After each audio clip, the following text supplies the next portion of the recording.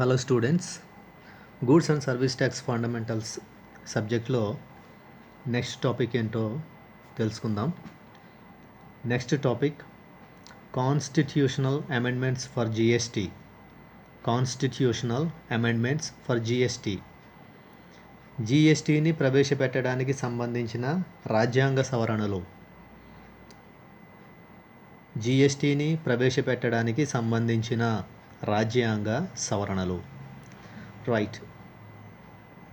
ఏంటి ఈ కాన్సెప్ట్? యాక్చువల్గా ఈ కాన్సెప్ట్ ఏంటంటే, జిఎస్టీ అనేది ఇండియాలో కొత్తగా ఇంట్రడ్యూస్ చేసిన ఒక ఇండైరెక్ట్ ట్యాక్స్. ఈ విధంగా ఇండియాలో కొత్తగా ఇంట్రడ్యూస్ చేసిన ఈ జిఎస్టీని ఇంట్రడ్యూస్ చేయడానికి ముందు అనేక రకాలైన కాన్స్టిట్యూషనల్ అమెండ్మెంట్స్ చేయడం జరిగింది. ఈ అమెండ్మెంట్స్ చేసిన తర్వాత మాత్రమే జిఎస్టీ అనే ఒక కొత్త ట్యాక్స్ని ఇంట్రడ్యూస్ చేయడం పాసిబుల్ అయ్యింది. ఒకవేళ కాన్స్టిట్యూషనల్ అమెండ్మెంట్ కానీ చేయలేకపోతే జిఎస్టీ అనే కొత్త ట్యాక్స్ని ఇంప్లిమెంట్ చేయడం చాలా కష్టం. దానికి గల కారణం ఏంటంటే,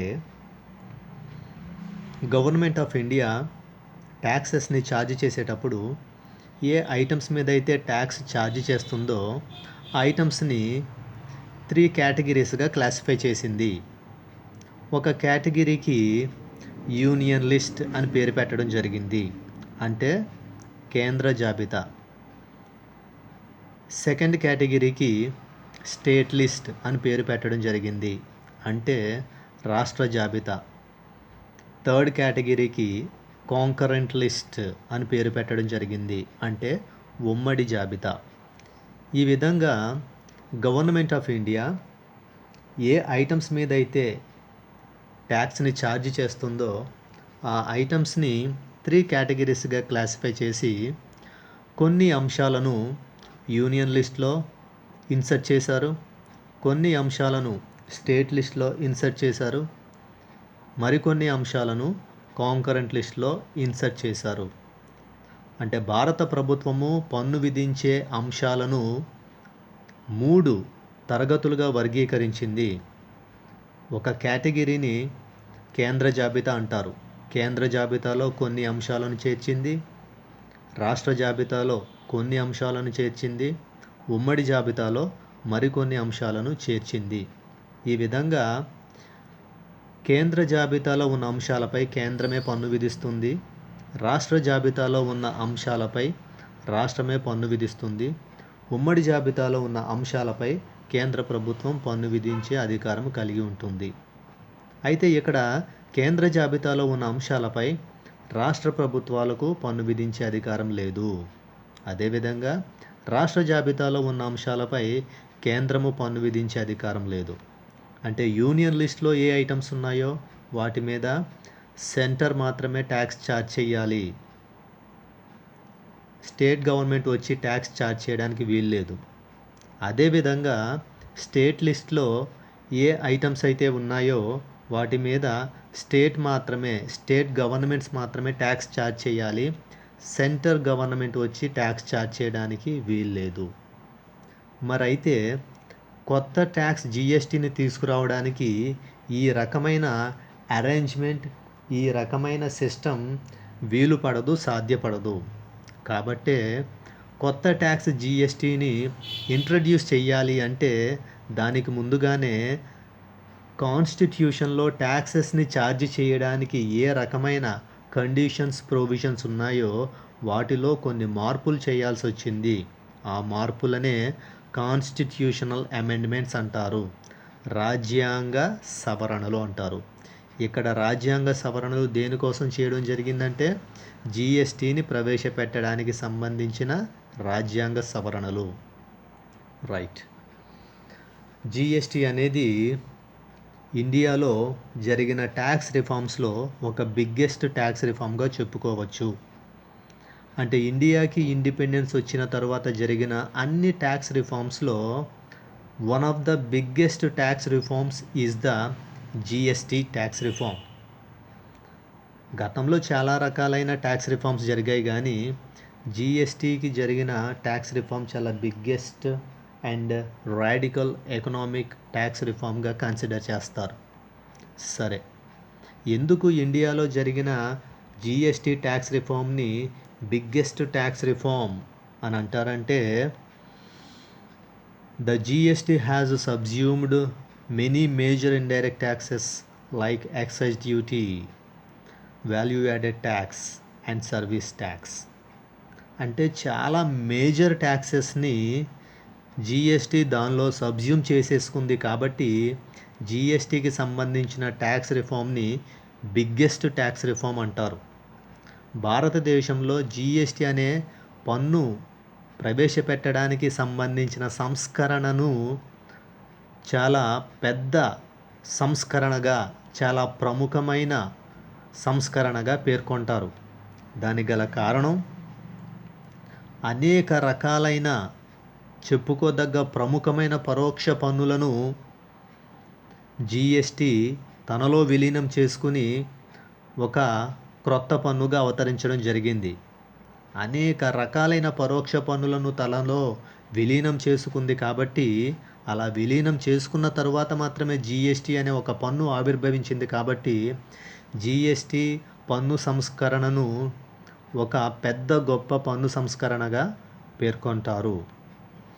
ఈ విధంగా జిఎస్టీ ట్యాక్స్ రిఫార్మ్ జరిగిన తరువాత జిఎస్టీ తనలో చాలా రకాలైన ఇండైరెక్ట్ ట్యాక్సెస్ని సబ్జ్యూమ్ చేసుకున్న తరువాత ఇండియాలో ట్యాక్స్ సిస్టమ్ లిబరలైజ్ అవుతుందని, సింప్లిఫై అవుతుందని, at the same time previous indirect tax సిస్టంలో ఏదైతే ట్యాక్స్ ఇవేజన్ అనే ప్రాబ్లం ఉందో ఆ ప్రాబ్లం సాల్వ్ అవుతుందని పబ్లిక్ అంతా ఎక్స్పెక్ట్ చేశారు. అలా ఎక్స్పెక్ట్ చేసి ఆ విధంగా కొన్ని రకాలుగా జిఎస్టీ ఉపయోగపడుతుందని ఆశించడం జరిగింది. అంటే జిఎస్టీ అనే కొత్త పన్ను ప్రవేశపెట్టడం వల్ల భారతదేశంలో ఉన్న పన్ను వ్యవస్థ సరళీకరించబడి, భారతదేశంలో ఉన్నటువంటి గతంలో గల పన్ను ఎగవేత అనే సమస్య తొలగించబడి ప్రజలకు ఎంతో కొంత కొత్త పన్ను జిఎస్టీ వలన ప్రయోజనం చేకూరుతుందని ప్రజలు ఆశించడం జరిగింది. ఇది జిఎస్టీకి సంబంధించిన కామన్ ఇంట్రడక్షన్. అయితే ఇప్పుడు మనం డిస్కస్ చేయబోయే విషయాలు ఏంటంటే, జిఎస్టీని ఇండియాలో ఇంట్రడ్యూస్ చేయడానికి ఏ విధమైన కాన్స్టిట్యూషనల్ అమెండ్మెంట్స్ చేశారో వాటిని ఇప్పుడు మనం డిస్కస్ చేయబోతున్నాం. Right. Constitutional amendments for GST.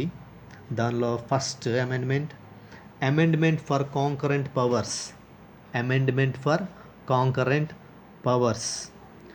ఉమ్మడి అధికారాలకు రాజ్యాంగ సవరణ. ఉమ్మడి అధికారాలకు రాజ్యాంగ సవరణ. కాంకరెంట్ పవర్స్ అంటే స్టార్టింగ్ మనం డిస్కస్ చేసుకున్న విషయం ఏమిటంటే, యూనియన్ లిస్ట్లో ఉన్న అంశాలపై సెంటర్ మాత్రమే ట్యాక్స్ వేస్తుంది. స్టేట్ లిస్ట్లో ఉన్న అంశాలపై స్టేట్ మాత్రమే ట్యాక్స్ వేస్తుంది. యూనియన్ లిస్ట్లో ఉన్న అంశాలపై స్టేట్ ట్యాక్స్ వేయలేదు. స్టేట్ లిస్ట్లో ఉన్న అంశాలపై సెంటర్ ట్యాక్స్ వేయలేదు. అలా ఒకవేళ సెంటర్ లిస్ట్లో ఉన్న అంశాలపై యూనియన్ గవర్నమెంట్ ట్యాక్స్ వేయాలంటే, స్టేట్కి సంబంధించిన అంశాలపై సెంటర్ ట్యాక్స్ వేయాలంటే చెయ్యాల్సిన విషయం ఏమిటంటే కాంకరెంట్ పవర్స్ని ప్రొవైడ్ చేయాలి. కాంకరెంట్ పవర్స్ని ప్రొవైడ్ చేయాలి అంటే ఉమ్మడి అధికారాలు కల్పించాలి. ఏమిటి దాని అర్థం? కేంద్ర జాబితాలో ఉన్న అంశాలపై కేంద్రమే పన్ను వేస్తుంది. రాష్ట్ర జాబితాలోని అంశాలపై రాష్ట్రమే పన్ను వేస్తుంది. అలా కాకుండా ఒక జాబితాలో గల అంశాలపై మరొక ప్రభుత్వం పన్ను విధించాలంటే, అంటే యూనియన్ లిస్ట్లో ఉన్న దానిపై స్టేట్ ట్యాక్స్ వేయాలంటే, స్టేట్ లిస్ట్లో ఉన్న దానిపై సెంటర్ ట్యాక్స్ వేయాలంటే ఇద్దరికీ కూడా, సెంటర్ అండ్ స్టేట్స్ ఇద్దరికీ కూడా కాంకరెంట్గా, కంబైన్డ్గా అథారిటీ ప్రొవైడ్ చేయాలి. అలా చేసినప్పుడు మాత్రమే ట్యాక్స్ వేయడానికి వీలుంటుంది. మరి జిఎస్టీ ట్యాక్స్ అలాంటిదే. జిఎస్టీ ట్యాక్స్ అలాంటిది అంటే జిఎస్టీ ట్యాక్స్లో ఇద్దరికీ కూడా కాంకరెంట్ పవర్స్ ఉంటాయి. ఇద్దరికీ అంటే centre and state governments GST అనే ట్యాక్స్ని ఛార్జ్ చేసేటప్పుడు ఇద్దరు కూడా ఎట్ ఆ టైం ట్యాక్స్ని ఛార్జ్ చేస్తారు. అంటే సెంట్రల్ గవర్నమెంట్ ట్యాక్స్ ఛార్జ్ చేస్తుంది, దాన్ని సిజిఎస్టీ అంటారు. స్టేట్ గవర్నమెంట్ కూడా ట్యాక్స్ని ఛార్జ్ చేస్తుంది, దాన్ని ఎస్జిఎస్టీ అంటారు. ఫర్ ఎగ్జాంపుల్, ఒక sale transaction within the state జరిగితే దాన్ని ఇంట్రా స్టేట్ సేల్ ట్రాన్సాక్షన్ అంటారు. ఆ విధంగా జరిగిన ఇంట్రా స్టేట్ సేల్ ట్రాన్సాక్షన్ మీద జిఎస్టీ ట్యాక్స్ పడుతుంది. జిఎస్టీ ఏ విధంగా పడుతుందంటే 2 ఫామ్స్లో పడుతుంది, 2 రూపాలలో పడుతుంది. ఒకటి సిజిఎస్టీ, మరొకటి ఎస్జిఎస్టీ. అంటే ఒకేసారి సెంటర్ ట్యాక్స్ వేస్తుంది, ఒకేసారి స్టేట్ కూడా ట్యాక్స్ వేస్తుంది. ఈ విధంగా ఒకే రాష్ట్రంలో అంతర్గతంగా అంటే రాష్ట్రం లోపలే 2 వేర్వేరు ప్రాంతాల మధ్య అమ్మకపు వ్యవహారం జరిగినప్పుడు దానిని రాష్ట్ర అంతర్గత అమ్మకపు వ్యవహారం అంటారు. ఆ వ్యవహారంపై జిఎస్టీ ట్యాక్స్ 2 రూపాల్లో పడుతుంది. ఒకటి సిజిఎస్టీ సెంటర్ ట్యాక్స్ వేస్తుంది, మరొకటి ఎస్జిఎస్టీ స్టేట్ గవర్నమెంట్స్ ట్యాక్స్ వేస్తాయి. ఈ విధంగా centre and states at a time కంబైన్డ్గా ఒకేసారి ట్యాక్స్ వేసే ఏర్పాటు జిఎస్టీలో కల్పించబడింది. దాన్నే కాంకరెంట్ పవర్స్ అంటారు, ఉమ్మడి అధికారాలు అంటారు. ఈ విధంగా సెంటర్ అండ్ స్టేట్ గవర్నమెంట్స్ రెండూ కలిపి కంబైన్డ్గా ఎట్ ఆ టైం ట్యాక్స్ని ఛార్జ్ చేయడానికి ప్రొవైడ్ చేయబడిన ఈ కాంకరెంట్ పవర్ ఏ అమెండ్మెంట్ ద్వారా కల్పించబడింది అంటే ఆర్టికల్ 246A. రాజ్యాంగంలో ఆర్టికల్ 246A సబ్సెక్షన్ ఏకి చేయబడిన సవరణ ద్వారా ఈ విధమైన ఉమ్మడి అధికారం లభించబడింది. అది first amendment for concurrent powers. Second amendment for exclusive powers of central government for IGST కొరకు కేంద్ర ప్రభుత్వ విశేష అధికారాల రాజ్యాంగ సవరణ. ఐజిఎస్టీ అంటే integrated goods and services tax. దీన్ని తెలుగులో సమీకృత వస్తు సేవల పన్ను లేదా ఏకీకృత వస్తు సేవల పన్ను అని అంటారు. ఈ ఐజిఎస్టీ ట్యాక్స్ ఎప్పుడు ఛార్జ్ అవుతుంది అంటే if any sale transaction took place in between 2 different states, then the transaction can be treated as interstate sale transaction. On that transaction, IGST is charged. అంటే ఏదైనా 2 వేర్వేరు రాష్ట్రాల మధ్య అమ్మకపు వ్యవహారం జరిగినప్పుడు, అంటే ఏదైనా 2 వేర్వేరు రాష్ట్రాల మధ్య వస్తు సేవల సరఫరా జరిగినప్పుడు ఏ ట్యాక్స్ పడుతుంది జిఎస్టీ ప్రకారం అంటే ఐజిఎస్టీ అనే ట్యాక్స్ పడుతుంది. ఈ విధంగా ఐజిఎస్టీ అనే ట్యాక్స్ని ఛార్జ్ చేయడానికి సెంట్రల్ గవర్నమెంట్కి మాత్రమే అథారిటీ ఉంటుంది. ఈ విధంగా ఐజిఎస్టీ అనే ట్యాక్స్ని ఛార్జ్ చేసే అథారిటీ సెంట్రల్ గవర్నమెంట్కి మాత్రమే కల్పించడానికి రాజ్యాంగంలో చేసిన సవరణ ఆర్టికల్ 246 సబ్సెక్షన్ 2. రాజ్యాంగంలో ఆర్టికల్ 246 సబ్సెక్షన్ 2కి చేయబడిన సవరణ ద్వారా కేంద్ర ప్రభుత్వానికి మాత్రమే ఇంటర్ స్టేట్ ట్రాన్సాక్షన్స్ మీద ట్యాక్స్ని ఛార్జ్ చేసే అథారిటీ ప్రొవైడ్ చేయడం జరిగింది. ఇది second amendment. Next amendment for residuary powers of central government. కేంద్ర ప్రభుత్వ అవశిష్ట అధికారాల సవరణ. కేంద్ర ప్రభుత్వ అవశిష్ట అధికారాల సవరణ. ఈ థర్డ్ అమెండ్మెంట్ ఏంటంటే ఈ థర్డ్ అమెండ్మెంట్ దేనికి సంబంధించి దేనికి రిలేటెడ్గా ఉంటుందంటే ఆర్టికల్ 246A. ఆర్టికల్ 246A అనేది మనం ఫస్ట్ పాయింట్లో డిస్కస్ చేసిన పాయింట్ ఇది. ఈ ఫస్ట్ పాయింట్లో డిస్కస్ చేసింది ఏంటంటే ఆర్టికల్ 246 సబ్సెక్షన్ ఏ ప్రకారం సెంట్రల్ గవర్నమెంట్కి స్టేట్ గవర్నమెంట్కి ఎట్ అ టైం ఒక ట్రాన్సాక్షన్ మీద ట్యాక్స్ని ఛార్జ్ చేసే అథారిటీని ప్రొవైడ్ చేయడం. అది కాంకరెంట్ పవర్, ఉమ్మడి అధికారం అని మనం నేర్చుకున్నాం. కేంద్రానికి రాష్ట్రానికి ఒకేసారి పన్ను విధించే అధికారం కల్పించడం, దాన్నే కాంకరెంట్ పవర్, ఉమ్మడి అధికారం అంటారు. ఈ విధంగా కేంద్రానికి రాష్ట్రానికి వ్యవహారాలపై పన్ను విధించే అధికారం కల్పించబడింది. ఆ విధంగా కేంద్రానికి రాష్ట్రానికి పన్ను విధించే అధికారం లేకుండా ఏమైనా వ్యవహారాలు ఒకవేళ మిగిలితే ఆ మిగిలిన వ్యవహారాలపై కూడా పన్ను విధించే అధికారం సెంట్రల్ గవర్నమెంట్కి ఉండాలి అని ఆ సెంట్రల్ గవర్నమెంట్కి అథారిటీని ప్రొవైడ్ చేస్తూ చేసిన అమెండ్మెంట్ ఆర్టికల్ 248. ఆర్టికల్ 248 రెసిడ్యూయరీ అంటే లెఫ్ట్ ఓవర్, ఏమన్నా మిగిలిపోతే అవశిష్ట, మిగిలిన అని అర్థం వస్తుంది తెలుగులో. అంటే సెంట్రల్ గవర్నమెంట్కి స్టేట్ గవర్నమెంట్కి ఎట్ ఆ టైం ట్యాక్స్ వేయడానికి కాంకరెంట్ పవర్ ప్రొవైడ్ చేశారు.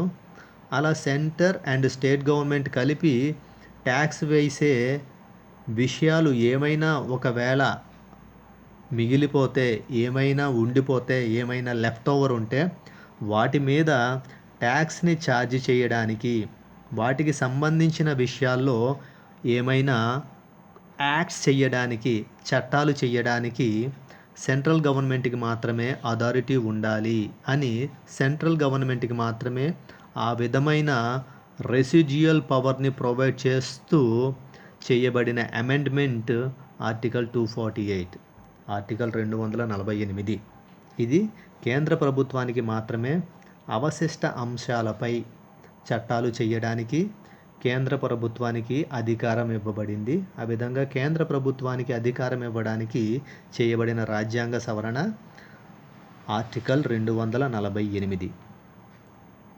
Fourth amendment, amendment for emergency powers, అత్యవసర అధికారాల కొరకు రాజ్యాంగ సవరణ.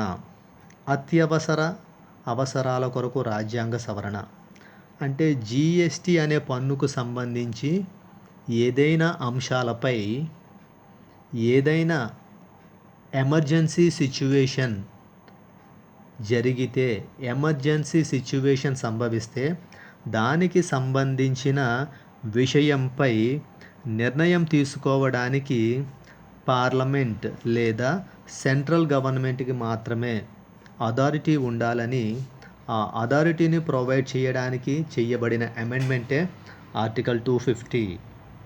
అంటే జిఎస్టీ అనే పన్నుకు సంబంధించి దేశంలో ఏదైనా అత్యవసర పరిస్థితి ఏర్పడినప్పుడు దానికి సంబంధించిన నిర్ణయాన్ని తీసుకోవడానికి పార్లమెంటు లేదా కేంద్ర ప్రభుత్వానికి మాత్రమే అధికారాన్ని కల్పిస్తూ చేయబడిన రాజ్యాంగ సవరణ article 250. Next amendment, duty is levied by union and collected and appropriated by states. కేంద్రంచే విధించబడి రాష్ట్రాలచే వసూలు చేయబడే సుంకములు. Duty is one kind of tax. మీరు డ్యూటీ అనేది ఒక విధమైన పన్ను అని తెలుసుకోవాలి. Duty is levied by union and collected and appropriated by states. అంటే కొన్ని రకాలైన డ్యూటీస్ని, ఇక్కడ ఏ డ్యూటీస్ని మనం మెన్షన్ చేసుకోవడం జరిగిందంటే ఇక్కడ excise duty and other stamp duties. ఈ ఎక్సైజ్ సుంకము, స్టాంపు సుంకము వీటిని ఎవరు ఛార్జ్ చేయాలి అంటే యూనియన్ గవర్నమెంట్, కేంద్ర ప్రభుత్వం ఛార్జ్ చేయాలి. మరి ఆ విధంగా ఛార్జ్ చేసిన తరువాత వచ్చిన రెవెన్యూని ఎవరు కలెక్ట్ చేయాలి అంటే collected and appropriated by states. రాష్ట్రాలే ఆ ట్యాక్స్ అమౌంట్ని కలెక్ట్ చేయాలి. ట్యాక్స్ అమౌంట్ని స్టేట్ గవర్నమెంట్సే అవి డిస్ట్రిబ్యూట్ చేసుకోవాలి అని ఆ రకమైన అధికారం రాష్ట్రాలకు కల్పించడానికి చేయబడిన constitutional amendment article 268, article 268.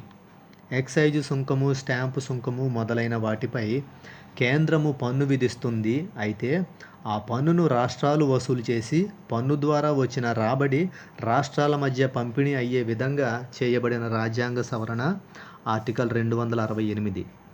Next, taxes levied and collected by union and distributed between union and states. దీని అర్థం తెలుగులో ఏంటంటే కేంద్రంచే విధించబడి మరియు వసూలు చేయబడి కేంద్ర రాష్ట్రాల మధ్య పంపిణీ అయ్యే పన్నులు. అంటే ట్యాక్సెస్ని ఛార్జ్ చేసేది సెంట్రల్ గవర్నమెంటే, వాటిని కలెక్ట్ చేసేది కూడా సెంట్రల్ గవర్నమెంటే, but the revenue is distributed between union and states. ఆ వచ్చిన రెవెన్యూని ఎవరెవరి మధ్య డిస్ట్రిబ్యూట్ చేస్తారు అంటే union government and state governments. ఈ విధంగా ట్యాక్సెస్ని ఛార్జ్ చేసి కలెక్ట్ చేసేది సెంట్రల్ గవర్నమెంట్, కానీ వచ్చిన దాన్ని ఎవరెవరి మధ్య డిస్ట్రిబ్యూట్ చేస్తారు అంటే కేంద్ర ప్రభుత్వము మరియు రాష్ట్ర ప్రభుత్వాల మధ్య. ఇది దేనికి ఈ రకమైన అథారిటీని కల్పించడానికి చేయబడిన కాన్స్టిట్యూషనల్ అమెండ్మెంట్ ఎంత అంటే ఆర్టికల్ 270. ఆర్టికల్ 270 అనేది దేనికి సంబంధించిందంటే కేంద్రము పన్నులు విధించి పన్నులు వసూలు చేస్తుంది. ఆ విధంగా వచ్చిన పన్ను రాబడిని కేంద్రం మరియు రాష్ట్రాల మధ్య పంపిణీ చేయడం జరుగుతుంది. దీనికి ఒక ఎగ్జాంపుల్గా దేన్ని చెప్పుకోవచ్చు అంటే ఐజీఎస్టీని చెప్పుకోవచ్చు. అంటే ఇంటిగ్రేటెడ్ గూడ్స్ అండ్ సర్వీసెస్ ట్యాక్స్ని దీనికి ఎగ్జాంపుల్గా చెప్పుకోవచ్చు. దాన్ని తెలుగులో సమీకృత వస్తు సేవల పన్ను అంటారు కదా. ఈ ఐజీఎస్టీ అనే ట్యాక్స్ని ఛార్జ్ చేసేది కలెక్ట్ చేసేది యూనియన్ గవర్నమెంట్. ఆ వచ్చిన రెవెన్యూని మాత్రం union government and state governments మధ్య యూనియన్ గవర్నమెంటే డిస్ట్రిబ్యూట్ చేస్తుంది. ఆ విధంగా చేయడానికి కల్పించబడిన రాజ్యాంగ సవరణ article 270. 7th Amendment, apportionment of IGST between union states. అంటే కేంద్రము మరియు రాష్ట్రాల మధ్య ఐజీఎస్టీ కేటాయింపు ఇప్పుడే మనం డిస్కస్ చేయడం జరిగింది. ఐజీఎస్టీ అనే ట్యాక్స్ ద్వారా వచ్చిన రెవెన్యూని యూనియన్ అండ్ స్టేట్స్ మధ్య డిస్ట్రిబ్యూట్ చేయడానికి యూనియన్ గవర్నమెంట్కి మాత్రమే అథారిటీ ఉంటుంది. ఆ విధంగా యూనియన్ గవర్నమెంట్కి మాత్రమే అథారిటీని కల్పించడానికి చేయబడిన కాన్స్టిట్యూషనల్ అమెండ్మెంట్ ఆర్టికల్ 269 సబ్సెక్షన్ ఏ.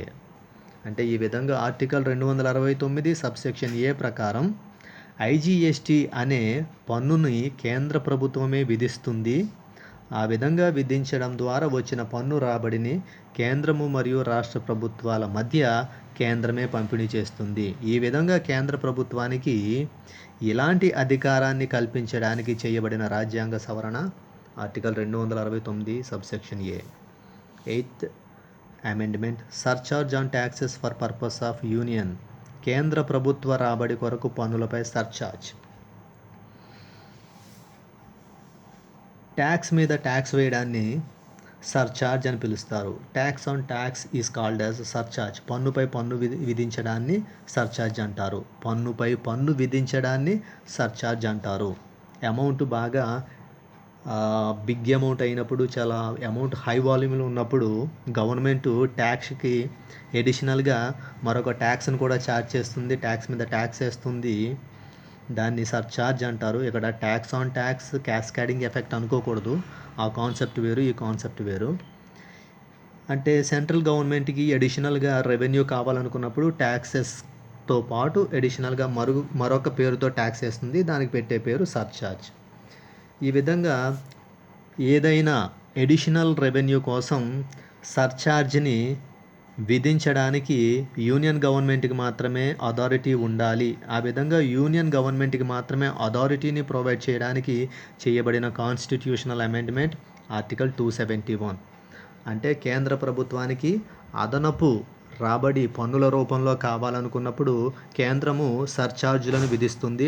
ఆ విధంగా సర్ఛార్జులను విధించే అధికారము కేంద్ర ప్రభుత్వానికి మాత్రమే ఉండాలని చేయబడిన రాజ్యాంగ సవరణ article 271. 9th, CBD on imports will also be apportioned. దిగుమతి సుంకము కేటాయింపు. దిగుమతి సుంకము అంటే వేరే ఇతర దేశాల నుంచి ఏదైనా సరుకులు దిగుమతి చేసుకున్నప్పుడు ఇక్కడ విధించబడే సుంకం ఏంటంటే దిగుమతి సుంకము. ఈ విధంగా any good imported from outside India into the territory of India then import duty is charged. భారతదేశం వెలుపల నుండి భారతదేశ భూభాగంలోకి ఏమైనా వస్తువులు దిగుమతి చేసుకున్నప్పుడు విధించబడే సుంకము దిగుమతి సుంకము. ఈ దిగుమతి సుంకంలో ఒక రకం ఏంటంటే సివిడి. దీన్ని కౌంటర్ వెయిలింగ్ డ్యూటీ అంటారు. Counter wailing duty. ఈ దిగుమతి సుంకం ద్వారా వచ్చిన రాబడిని కేంద్ర రాష్ట్ర ప్రభుత్వాల మధ్య పంపిణీ చెయ్యాలి. ఆ విధంగా కేంద్ర రాష్ట్రాల మధ్య పంపిణీ చెయ్యడానికి కేంద్రానికి మాత్రమే అధికారాన్ని కల్పిస్తూ చేయబడిన constitutional amendment article 269 subsection A class 1. 10th amendment description of goods and services. యాక్చువల్గా ఇది అమెండ్మెంట్ కాదు, రాజ్యాంగ ఉన్నటువంటి ఆర్టికల్స్లో ఆర్టికల్ 366 క్లాస్ 12 అంటే రాజ్యాంగంలోని ఆర్టికల్ 366 క్లాజు 12లో గూడ్స్ అండ్ సర్వీసెస్కి సంబంధించిన డెఫినిషన్ ఉంది. గూడ్స్ అండ్ సర్వీసెస్కి సంబంధించిన డెఫినిషన్ ఎక్కడుందంటే ఆర్టికల్ 366 క్లాస్ 12లో ఉంది.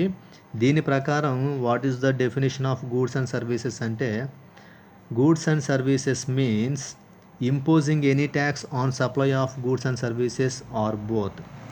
వస్తువులు లేదా సేవలు లేదా రెండింటిపై విధించే ఏదైనా పన్నుని జిఎస్టి అంటారు. అంటే వస్తు సేవలు లేదా రెండింటిపై, వస్తు సేవల సరఫరా కానీ లేదా రెండింటిపై కానీ విధించే ఏదైనా పన్నుని జిఎస్టి, వస్తు సేవల పన్ను అని పిలుస్తారు. ఈ విధంగా జిఎస్టికి సంబంధించిన డెఫినిషన్ లేదా డిస్క్రిప్షన్ ఆర్టికల్ 366 క్లాస్ 12లో ఉంది. ఇవి జిఎస్టిని ఇండియాలో ఇంట్రడ్యూస్ చేయడానికి సంబంధించిన కాన్స్టిట్యూషనల్ అమెండ్మెంట్స్. ఈ విధమైన అమెండ్మెంట్స్ చేయడం ద్వారా మాత్రమే ఇండియాలో జిఎస్టి అనే ఒక ఇండైరెక్ట్ ట్యాక్స్ని ఇంప్లిమెంటేషన్లోకి తీసుకురావడం సాధ్యపడింది. Okay, this is the concept of constitutional amendments for GST.